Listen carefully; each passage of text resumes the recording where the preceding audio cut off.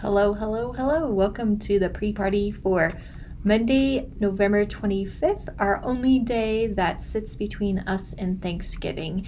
And we are fortunate to get to start a new section, our last one of the semester.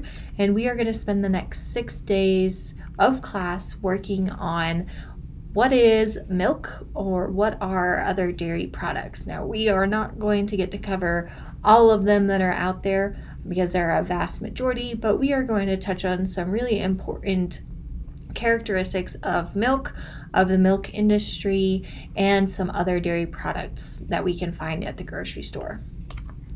To start us off, I think we have to have a basic understanding of what milk is. Yes, it is a beverage. Comes in many different forms. There's white milk, and white milk can be divided into 1%, 2% whole milk. There's chocolate milk. There are creams or half and half. So there's lots of variety. But if we think about just milk as a whole, that beverage that you might enjoy in the morning, it is made up of different constituents or components, the number one being water. We have a majority of milk that is made of water, around 87.1%. And that makes sense because milk is liquid and it's water that's providing that liquid state. From there, we know that the nutrients that make up milk are fats, proteins, and carbohydrates. That number one carbohydrate we see in milk is lactose. We have not talked a lot about lactose up to this point, so we will use a discussion a little bit later on in classes coming up to really talk about what lactose is, fill out the rest of our carbohydrate chart, and relate it to some disease states we see in certain individuals that might be lactose intolerant. But we know that milk is extremely nutritional. That is because it does provide protein, it does provide carbohydrates. Both of those can be used to make energy for us. It also does provide fat. It's not excessive fat, so that fat is, again, going to provide nutrients for us and energy for our cells to function and us to be able to do our daily activities. Then lastly, what you see on this list is ash. Ash is the mineral content. There are important vitamins and minerals found in milk. It makes up the smallest percentage of the total volume, but our bodies don't need a ton of vitamins and minerals, so milk is a great way to provide us with those that we do need. Milk does not only come from cattle. Traditional milk from the store comes from a dairy cow, so we see that percentage nutrient breakdown, and CP stands for crude protein. So a cow has, again, the majority water, and then fat and protein and lactose. As we compare it to goats or sheep, another domestic animal that can provide us milk, we see that fat tends to increase in goats and sheep as compared to cow's milk. Protein stays about the same for goats, but we have quite a bit more protein in sheep's milk, and then lactose is very similar. We can also get goats from water buffalo. We don't often see that. We often do not get goats from water buffalo. We get milk from water buffalo. That is more common in countries that actually have water buffalo as a native species. And then if we compare this all to women, we see that women, again, have about the same amount of fat content in their milk, but much less protein and much more lactose. There was a place that I used to live by that had camel's milk. I never got to try it, but they had camels that they milked daily and were selling that milk in the local grocery store. Going back though to cow's milk, because that's what we're going to focus, milk composition varies based on a number of things. Number one probably being breed. That's where the majority of milk variance is going to come. And when we talk about breed, I guess we could probably say type of cattle as well. The milking cows that are going to produce all the milk for us here in the United States are majority Holstein bred. meaning they're going to be your typical black and white cow that you're probably very accustomed to seeing. Those cows produce the highest volume of milk on a day-to-day basis. Another breed of dairy cow you can run into are Guernseys or Jerseys. The Jerseys are much smaller cattle, so they don't produce quite as much volume. What they do is produce a milk with higher fat content. So usually a smoother, creamier milk is what you're going to get from Jersey and Guernsey. Milk can also vary based on age of the cow. As a cow gets older, they'll produce more milk, but there's a point where it drops off. The quality of milk really doesn't vary on age, mainly volume. The stage of lactation, so where in that lactational cycle are those cows, will change volume and some composition of milk. Season of the year, same thing. A really large component or variable for a cow's milk composition is feed. What kind of nutrition are we feeding those cows? Because it's the nutrients in what the cow is eating that's going to be converted into energy to produce milk that we will then consume. And that kind of plays into the physiological condition of cow. Cows that tend to be maybe sick, not feeling well, their milk composition will vary because nutrients are being used in other body processes rather than in making milk. So let's talk about how we go from milk in a cow's udder to milk that we can buy at our grocery store. And there are some key steps that take place to ensure that any milk we are buying is safe and wholesome and will be nutritionally valuable for us. When we think about cows are typically held in a barn type setting, they're brought into what we call a parlor, milking parlor, and parlors can look very, very different depending on the state of technology that those dairy farms are using.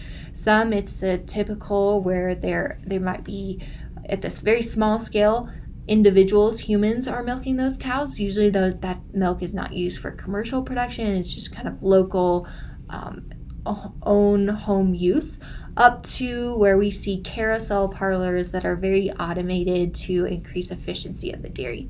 Once a cow enters the parlor and she's ready to be milked, her teats will be dipped in an iodine solution or a sanitizing solution just to clean those teats off, because that cow tends to lay down for about 14 hours a day, and if she's laying in dirt or maybe a pile of manure, that could cause some sanitation concerns. So we clean the teats off before we start milking. And we strip the teat because the bacteria can actually enter into the teat canal and travel upwards towards the udder. And so by stripping the teat or getting any milk through the teat initially, we'll hopefully get rid of any harmful bacteria. Then we place the milking machine on the teats, and they stay on the teats via vacuum suction. And then the cow is milked to a point where milk flow kind of drops off, and then the milker is removed and a post-dip iodine or sanitation solution is applied to again ensure sanitation, make sure that cow's teat stays healthy, so when we milk her next it will be good to go, really no problems with any pathogens. Then once the milk has been taken from the cow, it is transported via stainless steel piping system to a bulk holding tank, either in the facility or even straight to the truck that's going to transport the milk. Either what place it goes, we have to chill that milk to below 40 degrees to control bacterial growth. We have to assume that there's bacteria in the milk because it is coming from a cow, but we can take plenty of measures to prevent growth of any bacteria, and we know later on that milk will be pasteurized, so any bacteria that can be harmful is going to be dealt with. We don't want to store milk on the farm for more than 2 days, again, because we want to get that milk pasteurized and as clean and sanitary as we can before it goes to the consumer at the grocery store. The bulk tanks that might be filled with any milk are insulated. They can hold up to 6,600 gallons, so quite a volume of milk. When we put milk into those trucks, we record a volume, and that's usually how dairy farmers are paid, is by volume of milk. And in doing so, we take a small sample and we do an analysis on. I believe Grace worked at a dairy farm over the summer, so she will be the expert on what analyses looks like and how that process goes. But for the most part, we are looking at fat percentage because, again, the farmer is going to be paid on fat percentage. That really dictates quality. Total solids, same thing. And then for safety reasons, we do some microbial testing and a somatic cell count. So if we think about grade A milk, we cannot exceed 20,000 plate counts per mill of milk. So there's a threshold saying, okay, grade A versus grade B, grade A being a little bit higher quality. It doesn't mean grade B milk, if it exceeds that 20,000 plate count, is not usable. It will usually go into creating other dairy products because there's more processes to ensure bacterial load is reduced and it's safe to eat. Up to this point, though, the milk hasn't left the farm, so I encourage you to pause the video and put some visuals to what I have talked about. Watch this YouTube video about Kennard Farms located in Wisconsin. They are very technologically advanced. They're using quite a bit of efficiency in their farm, but at the same time, they're ensuring the safety, welfare, and nutrient providence to those cows to create the milk that they do. Okay, now that you've watched that video, I think maybe shed some light on the dairy industry and the volume that they can produce. Now let's talk about at the point from when that milk arrives at the dairy plant to when we put it into a carton. So there are 5 steps associated with milk processing. We will go through each one of those, starting with clarification. The purpose of clarification is to remove any insoluble sediments. So maybe some sand got in there, some old hay that was hanging on the teat, to get rid of any solids, because milk we want it to be completely liquid. And we do that by feeding milk into kind of a centrifuge type system. It goes down and then works around up through these rotating discs, and as those discs are moved at a very high speed, the milk or the liquid keeps going up and can be output, and then the solids will settle down to the bottom. After clarification, we need to separate the milk, and by separating we mean removing the cream portion or the fat portion from mainly the water and the carbohydrate portion. Our end products will then be cream and skim milk. Skim milk will be very low in fat content, 0.01 to 0.1% fat, nearly zero. We can never really get it to zero. At home, if you were to do this, and say you had a dairy cow out back, you milked her and let the pail set, the cream would rise to the top to form a layer, and we would skim off the cream to just get the milk. Commercially, though, we again use the centrifuge, so we input whole milk that travels down to the bottom, and as those centrifugal discs rotate, the cream will rotate or move towards the center and be outlaid, and the skim will be pushed to the outside and go out a different pipe system. You might be asking yourself, well, all the milk at the grocery store is not skim milk, so why do we separate? Well, we separate so it's easier for us to standardize, because every cow gives a little bit different fat percentage. So if we were not to separate, the milk we would find at the store might be 4% fat versus 1% fat, and would change gallon to gallon. So then, to more standardize those gallons of milk that you are buying, we are essentially going to feed the skim milk into a system and add the cream that we removed at a very regulated rate to ensure that the fat content of the end product, say we're making whole milk, is right around that 3.25%. Or if we buy or are making 2% milk, we add enough cream to achieve that 2% level. Here are the different fat levels you'll find for the different fluid milk products in the grocery store. Whole milk having the highest fat content of the milks, half and half being half cream, half that more liquid skim milk. Doesn't quite get 50%, but we still see an elevated level of fat. And then our whipping creams obviously are going to be higher fat content.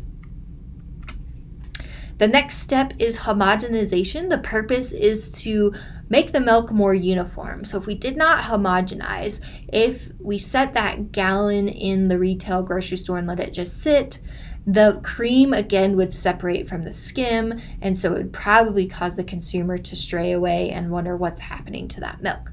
So we are going to essentially encourage an emulsion to form. Okay, and by doing this, we're going to get a wider color, a richer flavor, which can always add to the consumer's perception or drinking quality. The process of homogenization essentially takes large fat globules found in milk and shears them down to a very, very small fat piece, and then the carbohydrates and the other protein components of the milk can surround each of those fat molecules, just like we saw in the hot dog emulsion, to create a homogenized product. After that, the final step is pasteurization. This is essentially ensuring the safety of the milk. So unpasteurized milk oftentimes has higher microbial plate counts, can become harmful for us to consume and cause foodborne illness. So the pasteurization process kills any of those harmful pathogens, therefore improving shelf life. Okay, but note that pasteurized milk is not sterile. There might still be some bacteria in there, therefore it must be stored in a chilled environment. We are not necessarily getting to a temperature in the pasteurization process that will kill all bacteria. So there again, we can never store milk on the shelf. It has to be in a refrigerated section. Originally, pasteurization was intended to kill Mycobacterium tuberculosis, which is a pretty harmful pathogen. Nowadays, we see that the Coxiella bacteria is more stable at higher temperatures, so we're trying to achieve temperatures that will at least inhibit the growth of Coxiella burnetii. And there are two methods of doing this, basic methods. So the first is the batch method. That's where we're going to heat to at least 145.4 degrees Celsius for at least 30 minutes. So this is a slower process, and in that time we often denature some proteins, which can decrease the quality or the flavor of that milk. So instead, we can use a high temperature, short time pasteurization process by heating to 161 degrees Fahrenheit for at least 15 minutes. Correction, the batch should be 145.4 degrees Fahrenheit, not degrees Celsius. Okay. So the high temperature, short time has very little effect on quality, which is the goal. We don't want to heat to a point where we change the quality of that milk. There are two other types of pasteurization, though: ultra pasteurization and ultra high temperature pasteurization. We are again pasteurizing milk or cream. Their temperature ranges do vary. So the ultra high temperature, we can heat up to about 302 degrees Fahrenheit. So getting up there in degrees, but we're only heating to about 1 to 2 seconds. Okay, so it's a very short time that the milk is exposed to that temperature, and then it's quickly cooled off. In ultra pasteurization, we package that in an open environment. So we could package it in something like my office, and my office has bacteria innate to the environment. And by packaging in an open environment, some of that bacteria might get into the milk. On the flip side, ultra high temperature pasteurization is going to be packaged under sterile sealed conditions. So it will be piped from the heating element, cooled, and then directly into the jug in a sterile environment. So we can store that product for up to 90 days until it's opened. Okay, so it could be stored on the shelf. Now this is not common. This would be not something you typically see, but once we open it, we expose that milk to any pathogens in the environment, so it only stays stable for about 7 to 10 days. So the real difference between the two is, again, that temperature of heating, but most importantly, how it's packaged. Ultra pasteurization is packaged in an open environment, so it must always be refrigerated.